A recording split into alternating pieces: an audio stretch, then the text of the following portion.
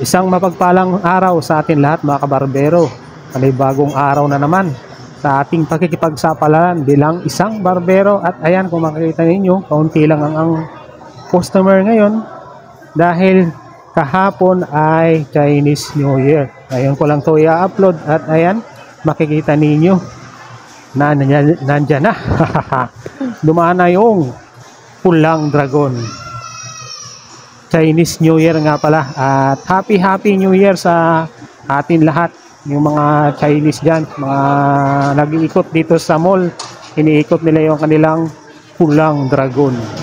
At ayan na nga, paparating na yung pulang dragon, babalik na at papasok na sa mga store at papasok sa mga barbershop dito.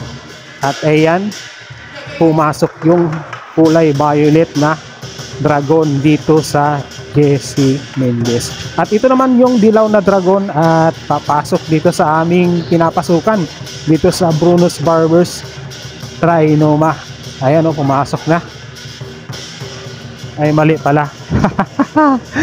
Yung dilaw na dragon pala ang pumasok dito sa loob ng Bruno's Barbers. At ayan, tara at puntahan natin.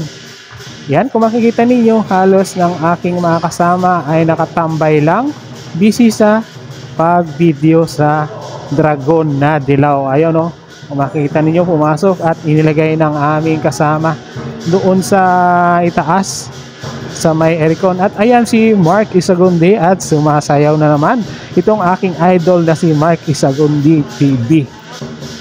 Ayan o, tatalo na yung dilaw na dragon. Ayan, sige. Oh, nakuha na. Ayan, at halos nakatambay lang talaga yung aking mga kasama. Si Mark Isagundi TV lang ang mayroong gawa. Idol ko talaga ito. Napakalupit. Oh, yan oh. Lalabas na yung dragon. Oh. Kulay dilaw ah. Malupit. Ayan, at si Sir Edwin tinignan. At ayan si Ate Tonet at si Jay Galang may gawa. Nagbibideo pa si Ate Tonet, dilaw na dragon. At ayan, muli happy Chinese New Year sa atin lahat mga kabarbero. Ayan, at aalis na sila. At dahil nga walang gawa, ito gabi na, nagbibilang na si Sir Jaco Bernabe ng kanyang ticket. Katabi niya si Rewel Suryo Bartolome. Dahil walang gawa, ito, naggupitan na lang ang aking mga kasama, si Mark Isagundi TV at si Ray Dapadap. Ayan o, napakalupit ng kanyang gupit. Tapered cut daw ang kanyang gupit. Ayan, hindi na babawasan yung taas at iba-brush up. Ayan o, malupit. Idol!